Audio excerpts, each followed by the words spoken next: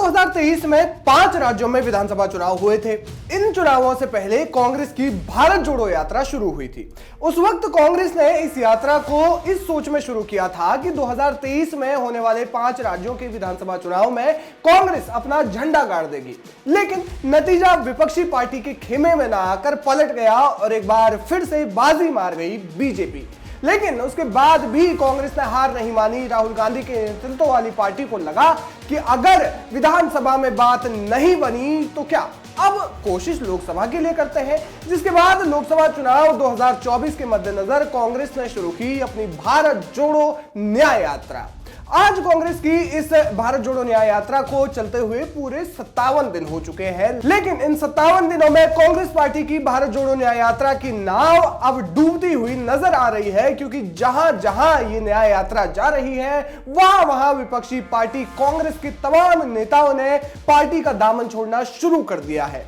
भारत जोड़ो न्याय यात्रा के नाम से चल रही कांग्रेस की इस चुनावी यात्रा का मकसद है जनता को लुभाना। हालांकि अब इस बात का फैसला तो चुनाव में ही होगा कि आखिर जनता का कितना सहारा पार्टी को मिलने जा रहा है। लेकिन अब कांग्रेस के हालात ऐसे बन चुके हैं कि अब ये जोड़ो यात्रा पिछले 2 महीने से पार्टी छोड़ो कैंपेन में बदल चुकी है।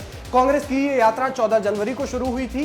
ये यात्रा कुल 66 दिनों की है। मणिपुर से इस यात्रा की शुरुआत हुई थी, लेकिन कांग्रेस को उसी दिन बड़ा झटका लगा, क्योंकि भारत जोड़ो न्याय यात्रा की शुरुआत के पहले ही दिन मिलिंद देवड़ा ने इस्तीफा दे दिया और उसके बाद से ही नेताओं का पार्टी छोड़ने का सिलसिला शुरू हो गया और यह सिलसिला अब लगातार चल रहा है। और यह घटनाक्रम पूरा लोकसभा चुनाव से ठीक पहले जारी है। हालांकि कांग्रेस की इस डूबती नाव को देखते हुए बीजेपी के तमाम नेताओं ने भी कांग्रेस की खूब फजीहत की और कांग्रेस की इस भारत जोड़ो न्याय यात्रा पर तमाम सवाल उठाए। मीडिया कर्मियों से बात करते हुए राज्यसभा सांसद सुधांशु त्रिवेदी ने राहुल गांधी की भारत जोड़ो न्याय यात्रा पर सवाल उठाया और कहा कि राहुल गांधी जहां जहां जा रहे हैं वहां वहां से कांग्रेस के तमाम नेता पार्टी छोड़ रहे हैं। आप सुनिए उन्होंने क्या कुछ कहा। ये जब से राहुल गांधी जी ने यात्रा शुरू की है, और अब मैं इसको व्यंग में नहीं, मैं गंभीरता से कहना चाहूंगा, ये कम्युनिस्ट मैनिफेस्टो लेकर जो उन्होंने अपनी यात्रा शुरू की है, उसके बाद से हो क्या रहा है? वो जिस राज्य में जाते हैं वहीं तबाही का मंजर हो जाता है। मतलब गुवाहाटी से शुरू किए तो चौपाटी में देवड़ा जी ने पार्टी छोड़ दी। वो बंगाल पहुंचे तो ममता जी ने मुंह मोड़ लिया। वो झारखंड पहुंचे तो सरकार तो बच गई, मुख्यमंत्री जी चले गए। वो बिहार पहुंचे तो इसके सूत्रधार उनको मझधार में छोड़ के चले गए, नीतीश कुमार जी। वो उत्तर प्रदेश पहुंचे तो आरएलडी ने छोड़ दिया और भाई साहब सपा से गठबंधन किया और सपा गड़बड़ा गई।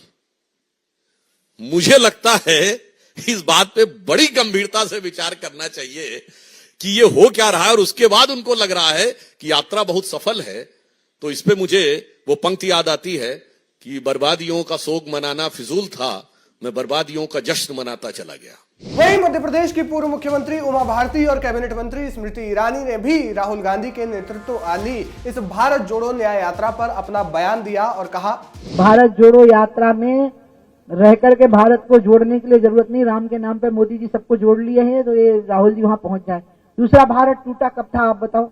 भारत टूटा था जब कांग्रेस थी, तब पाकिस्तान बना था, तब भारत टूटा था। न्याय के लिए जाने जाते हैं, सुना है आजकल वो न्याय का ढोंग कर रहे हैं। आपको बता दें कि बीजेपी के इन तमाम दिग्गजों के बयान तब आए हैं जब कांग्रेस की भारत जोड़ो न्याय यात्रा एक राज्य से दूसरे राज्य जा रही थी और नेताओं ने पार्टी का दामन छोड़ना शुरू कर दिया। महाराष्ट्र, गुजरात, राजस्थान, उत्तराखंड, हिमाचल प्रदेश जैसे तमाम राज्य ऐसे हैं जहां से कांग्रेस के कई धुरंधरों ने कांग्रेस पार्टी को अलविदा कह दिया है। मौजूदा वक्त में यह यात्रा गुजरात में है, जहां से वो महाराष्ट्र में भी प्रवेश करेगी।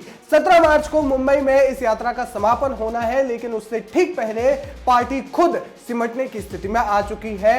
अब सोचिए कि विपक्षी पार्टी कांग्रेस, जिसने भारत जोड़ो न्याय यात्रा की शुरुआत की थी, वो अपने नेताओं को ही नहीं जोड़ पा रही है, तो देश को क्या खाक जोड़ेगी? चुनाव को जीतने के लिए जो सपने कांग्रेस देख रही है, क्या वो सपने कांग्रेस पार्टी इन हालातों में पूरा कर पाएगी?